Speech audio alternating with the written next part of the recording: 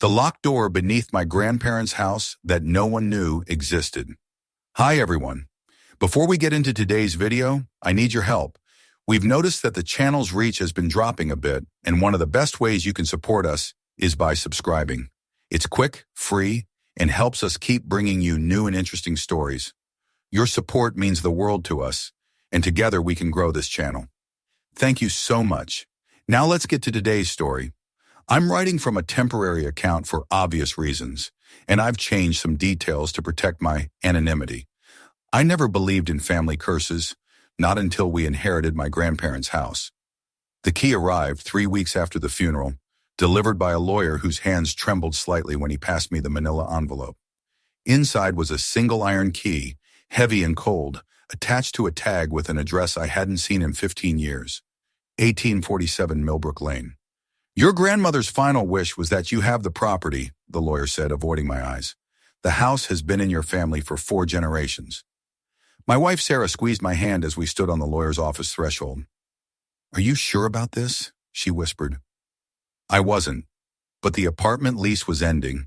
We needed space, and sentimentality won over common sense. Besides, I had good memories of that house. Summer visits filled with lemonade on the porch, hide and seek in the sprawling garden, my grandmother's apple pie cooling on the kitchen windowsill. We arrived on a Thursday in late September, when the leaves were just beginning to turn. The house looked smaller than I remembered, its white paint peeling in places, the shutters hanging crooked. The garden had gone wild, rose bushes climbing over the fence like desperate fingers, reaching for escape. It has character, Sarah said optimistically, stepping out of the car. Character. That's what people say when they mean haunted. The front door creaked open, releasing a breath of stale air that smelled of mothballs and something else. Something damp and earthen, like a freshly dug grave. I pushed the thought away and stepped inside. Dust motes danced in the afternoon light, streaming through the windows. Everything was exactly as I remembered. The floral wallpaper in the hallway, the grandfather clock frozen at 3:47, the family photographs climbing the stairway wall like a timeline of the dead. Your grandparents really loved you, Sarah said, pointing to a photo of me at 7, gap-toothed and grinning, standing between them in this very hallway. I stared at the photograph. My grandmother's smile seemed forced, her eyes dark with something I'd never noticed as a child. Worry, perhaps, or warning. We spent the first day unpacking boxes, opening windows, trying to breathe life back into rooms that had been sealed for months. The house groaned and settled around us, old bones adjusting to new weight. By evening, we were exhausted, surrounded by half-emptied cardboard boxes and furniture we hadn't yet decided where to place. I'm going to check the basement, I said, wiping sweat from my forehead. See if there's anything we need to clear out. Want company? Sarah asked, but she was already yawning. No, you rest. I'll just be a minute. The basement door was at the end of the kitchen, painted the same faded yellow as the cabinets. I pulled it open and was hit with that smell again, stronger now. Damp earth, concrete, something rotting. The stairs descended into darkness. My hand found the light switch, and a single bare bulb flickered to life, casting long shadows across the stone walls. Each step creaked under my weight. The temperature dropped as I descended, the air growing thick and cold. At the bottom, I found myself in a space larger than I expected. Old furniture draped in white sheets huddled against the walls like ghosts. Boxes labeled in my grandmother's careful handwriting were stacked in corners. Christmas decorations, Robert's clothes, papers, do not throw away. I moved through the space taking inventory. An old furnace, a water heater that looked newer than everything else, shelves lined with mason jars filled with things I didn't want to identify. And then, in the far corner, behind a stack of paint cans and an ancient bicycle, I saw it. A door. Not just any door. This one had no handle, no visible hinges, no lock. The surface was smooth, concrete gray, and around its edges, someone had driven iron bars deep into the surrounding wall, like they were nailing shut a coffin. I stood there for a long moment, staring. The air around the door felt different. Colder, heavier, like standing too close to a grave. "What the hell?" I whispered. I approached slowly, my footsteps echoing in the empty space. Up close, I could see that the door wasn't wooden at all. Someone had poured concrete over it, sealing it completely. The iron bars were thick, industrial, driven into the stone with such force that the wall had cracked around them. Someone really didn't want this door to open. I pressed my hand against the cold concrete surface. Solid, permanent. But underneath I could feel something. A vibration, so faint it might have been my imagination, like a heartbeat behind the wall. "Babe," Sarah's voice called from upstairs. "Everything okay?" I jerked my hand back. "Yeah, coming up." But I stood there a moment longer, staring at that sealed door. On the floor beside it, half hidden by dust, was a piece of paper. I picked it up. The writing was in pencil, faded but still legible. 3 words in my grandmother's handwriting: "Do not open." That night I couldn't sleep. I lay in my grandparents' old bedroom, the one Sarah and I had claimed as ours, staring at the ceiling, where shadows from the tree outside played across the plaster. Sarah breathed softly beside me, already deep in dreams, but my mind kept returning to that door. Why seal it like that? What could possibly be behind it that required such permanent measures? Around 2 a.m., I heard it, a sound from below, soft at first, barely audible over the house's normal creaks and groans, but distinct. Footsteps, slow, deliberate footsteps, pacing back and forth. Then they stopped. Silence stretched for 5, 10, 15 seconds. And then something else. Scratching, like fingernails on concrete. I sat up, heart hammering. Sarah stirred but didn't wake. I listened, holding my breath, but the sound had stopped. The house settled back into its normal nocturnal symphony of old wood and wind. I told myself it was pipes. Old houses make noises, everyone knows that, but I didn't sleep the rest of the night. The next morning I tried to act normal. I made coffee, scrambled eggs, helped Sarah hang curtains in the living room. But my mind was elsewhere, circling back to that sealed door like a moth to flame. "You seem distracted," Sarah observed over lunch. "Just thinking about everything we need to do." "The house needs a lot of work." She nodded, accepting this. But I could feel her watching me throughout the day, concern growing in her eyes. That afternoon, while Sarah was grocery shopping, I went back to the basement. In daylight, with the sun streaming through the high windows, it seemed less ominous. Just a basement, just a sealed door. I searched through the boxes, looking for anything that might explain it. In a crate labeled Robert's Papers, I found old tax documents, receipts, a stack of letters bound with string. Nothing useful. But underneath, wrapped in an oil-stained cloth, was a leather journal. My grandfather's journal. I carried it upstairs to the kitchen, made fresh coffee, and opened it at the table. The first entries were mundane. Weather observations, garden notes, a record of repairs made to the house. But as I flipped through the years, the tone changed. November 3rd, 1987. Found something in the basement today, behind the old coal chute, a door we didn't know was there. Margaret says we should leave it alone. She's probably right. November 7th, 1987. Can't stop thinking about that door. What's behind it? The house is old. Could be a root cellar, storm shelter, something the previous owners built. I'm going to open it. November 8th, 1987. I opened the door. God help me, I opened it. The next several pages were torn out, roughly, violently, as if my grandfather had ripped them free in a panic. When the journal resumed, the handwriting was different, shakier. November 15th, 1987. We sealed it, used 3 bags of cement, drove bars into the wall. It's not enough. It will never be enough. But maybe it will hold. It has to hold. December 1987. Margaret won't go down to the basement anymore. She says she hears things at night. I hear them too. But we can't leave. This is our home, our family's home. We have to keep it contained. The entries became sporadic after that. Years would pass with nothing, then a single line. Still holding, or quiet tonight, thank God. The final entry was dated 3 months before my grandmother's death. If you're reading this, you've inherited the house. I'm sorry. I'm so sorry. Whatever you do, don't open that door. Some things should stay buried. Some doors lead nowhere good. Keep it sealed. For your sake. For everyone's sake, do not open. My hands were shaking. I read the entry again, then again, trying to make sense of it. My grandfather had always been rational, pragmatic. This sounded like the ravings of someone losing their mind, or someone who had seen something that broke their sanity. I heard Sarah's car pull into the driveway. Quickly, I hid the journal in a kitchen drawer and went to help her with groceries, my mind racing. That night, the sounds began in earnest. We were in bed, lights out, when I heard it. Not footsteps this time. Something else. Knocking. 3 slow, deliberate knocks from beneath the floor. Then silence. Then 3 more knocks. Sarah sat up. "Did you hear that?"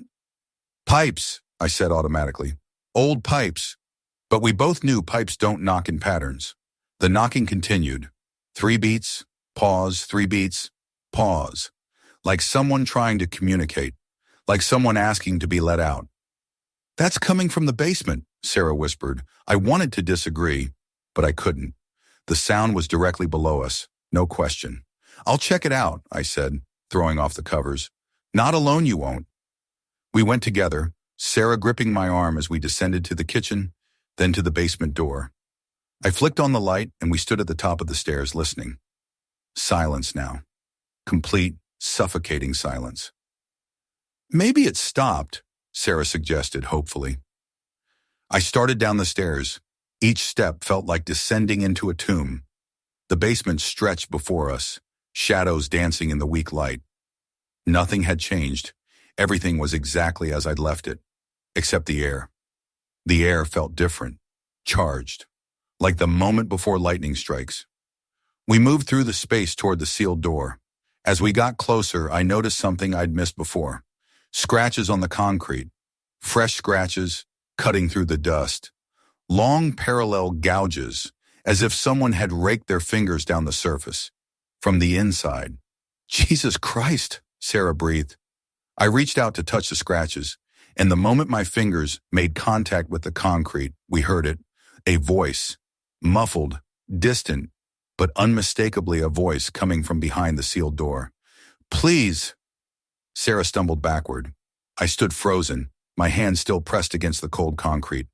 "Please, let me out." The voice was wrong. Not just muffled, but distorted, like a recording played backward or underwater. And underneath it, there was something else. A wetness, a gurgling quality that made my stomach turn. "We need to leave," Sarah said. "We need to leave right now." But I couldn't move. I was transfixed by that voice, by the desperation in it. "How long," the voice continued, "how long have I been here?" "Who are you?" I heard myself ask. Silence. Then, "Don't you remember me?" The words sent ice through my veins. "I want to go upstairs," Sarah said, pulling at my arm. "Now, please." She was right. We needed to get out of that basement. But as we turned to leave, I heard one more thing. So quiet I almost missed it. "Third night. You'll understand on the 3rd night." I didn't tell Sarah about the journal. I didn't tell her what my grandfather had written, what he'd found, what he'd seen. I told myself it was to protect her, to keep her from panicking. But really, I think I already knew. I was going to open that door. The next day, while Sarah was out meeting with a contractor about the roof, I went back to the basement. This time I brought tools, a hammer, a crowbar, a pickaxe. The iron bars came out easier than I expected. Whoever had driven them in had done it quickly, desperately, without proper anchoring. The concrete seal was another matter. I chipped away at it for hours, sweat pouring down my face, dust filling my lungs. Behind me, I'd laid out everything I'd found. More journals, newspaper clippings, letters between my grandparents that I'd discovered in the attic that morning. The story they told was fragmented but consistent. In 1987, my grandparents had discovered the door. Behind it was a room, a small windowless room with stone walls and a dirt floor. And in that room, they'd found something. The journals never said what exactly, but whatever it was had terrified them enough to seal it away forever. But there was something else, something the letters revealed. In 1986, a year before they found the door, a child had gone missing in our town. a 7-year-old boy named Thomas Whitmore. He'd disappeared from his backyard one evening and was never found. The case had gone cold. My grandmother's sister lived next door to the Whitmore family. In one letter, written weeks after they'd sealed the door, my grandmother had written, "I keep thinking about the Whitmore boy, about what we found, but we can't tell anyone. They wouldn't understand. They'd think we were involved. And the truth is worse than any accusation." I sat back, the crowbar heavy in my hands, staring at the partially broken seal. What had they found in that room? The concrete finally gave way as the sun was setting. I heard Sarah's car pull up as the last chunk broke free, revealing the dark wood beneath. Old wood, older than the house itself, with an iron ring set into it where a handle should be.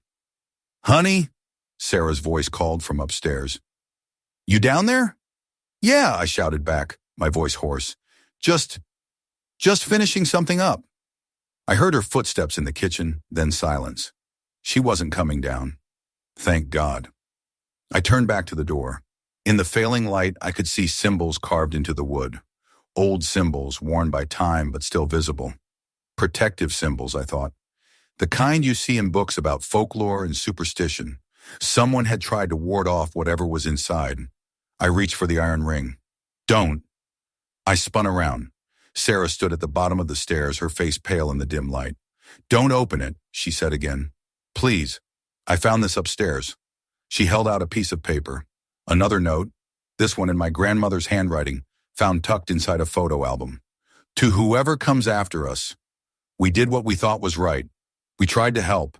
But some things are beyond help.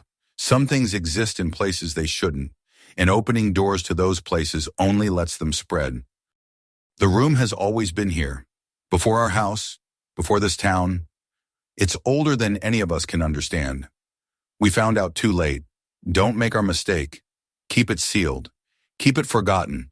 Let the past stay buried." I looked at the door, then back at Sarah. What if there's really someone in there? What if someone needs help? "Then they've been in there for almost 40 years, Sarah said quietly, "and nothing that stays alive that long in a sealed room is anything we want to meet." She was right. I knew she was right. But my hand was already on the iron ring, and I couldn't let go. "I have to know," I whispered. "Please don't do this." But I was already pulling. The door resisted, swollen with age and moisture, but it gave way with a groan that sounded almost human. A breath of air rushed out, cold and fetid, carrying with it the smell of earth and decay and something else. Something that smelled like sick rooms and desperation. Behind the door was darkness. Complete, absolute darkness that seemed to swallow the light from the basement. I couldn't see inside. Couldn't see the walls or the floor or how deep the room went. But I could hear breathing. Slow, wet, labored breathing. And then from the darkness, something spoke. "Thank you." The voice was different from before. Clearer, closer, and utterly, completely wrong. Like multiple voices speaking at once, overlapping, some deep, some high, some that might have been human once but weren't anymore. Sarah screamed. Something moved in the darkness, not walking, not crawling, flowing like water or smoke, taking shape as it emerged into the light. It had been a person once. Maybe. The shape suggested a human form, bent and twisted, limbs at wrong angles. But the details were wrong. The skin, if it was skin, was gray and slick, like something that had lived underground too long. The face was a blur of features that kept shifting, rearranging themselves, as if it couldn't quite remember how to be human. "How long?" it asked, those multiple voices speaking as one. How long was I forgotten? I couldn't answer, couldn't move, couldn't breathe. It took a step forward and I saw that it left no footprints. It didn't quite touch the ground, hovering an inch above the concrete floor. "The boy," it said, and now I could hear a child's voice among the others. "You found the boy. You found what was left, and you locked it away. Locked me away, but doors work both ways." "Run," Sarah whispered. The thing that had been human smiled. At least its face did something that might have been a smile if smiles could have too many teeth. "You don't understand," it said.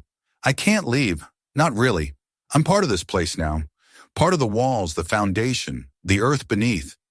I've been here since before the house, since before the town. I am the space between. I am the door that was never meant to open. It drifted closer, and I could see now that it wasn't solid. I could see through it, see the wall behind, see shapes moving inside its translucent form. Other faces, other bodies, all trapped, all speaking at once.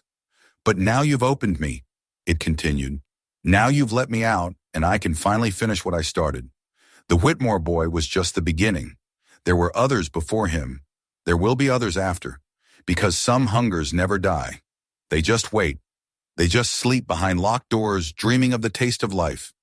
Sarah ran. I heard her scrambling up the stairs, heard her screaming my name, but I couldn't move. The thing was in front of me now, so close I could feel the cold radiating from it, could smell the rot that clung to it like a shroud. "You've always been part of this," it whispered. "Your grandfather knew. That's why he tried so hard to keep me locked away. Because your family has always been mine. Every generation, one of you finds the door. One of you opens it, and I feed." It reached out, and its hand was wrong. So wrong, fingers too long and joints that bent backward. And I felt it touch my face, cold as grave earth. "You'll do," it said. Then Sarah was there, swinging the pickaxe I'd left on the floor. It passed through the thing like it was made of smoke, but the thing recoiled, its form rippling and distorting. "The door!" Sarah screamed. "Close the door!" I lunged forward, grabbed the edge of the wooden door, and slammed it shut. The thing howled, a sound that came from everywhere at once, from the walls and the floor and the air itself. I heard it beating against the other side of the door, felt the wood shudder under the impact. "The seal!" Sarah grabbed the hammer, started jamming the iron bars back into place. "We have to seal it again." We worked frantically, desperately, driving the bars back into the wall, mixing concrete with hands that wouldn't stop shaking. The whole time, the thing screamed and pounded and pleaded and threatened from the other side. It took hours.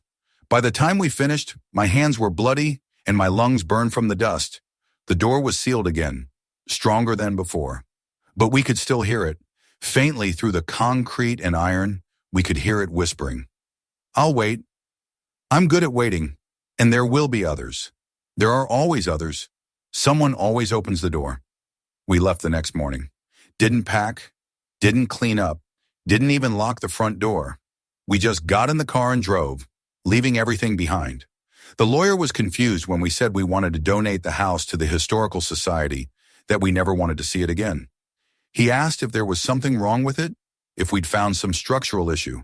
"No," I said. "Nothing like that." What could I say? That we'd found a door to somewhere that shouldn't exist? That we'd released something that had been trapped for decades, maybe centuries? That my family had been keeping a monster imprisoned in their basement? And now I knew why my grandfather's eyes always looked so tired, why my grandmother could never sleep through the night. The Historical Society accepted the donation. They're planning to turn it into a museum. They'll probably do renovations, update the electrical, refinish the floors. Eventually, someone will find the sealed door in the basement, and they'll wonder what's behind it. And maybe if they're curious enough, if they're foolish enough, they'll open it. Because that's what we do, isn't it? We see a locked door and we have to know what's on the other side. We see a warning and we ignore it. We're told some doors shouldn't be opened, and we open them anyway. I dream about it sometimes, the thing in the darkness, the voices speaking all at once, the cold that radiated from it like a grave giving up its dead. But mostly I dream about the last thing it said before we sealed it away again. "You didn't close the door," it whispered. "You just closed one door. But I have so many doors, so many ways in. And now that you've seen me, now that you know I'm here, I'll always have a door to you." Sarah and I moved 3 states away, changed our names, tried to start over. But some nights I wake up to find her standing at the bedroom door, staring down the hallway into the darkness. "Do you hear that?" she asks. And I do. Knocking. 3 slow, deliberate knocks, coming from inside the walls. Some doors shouldn't be open, but once they are, they never really close.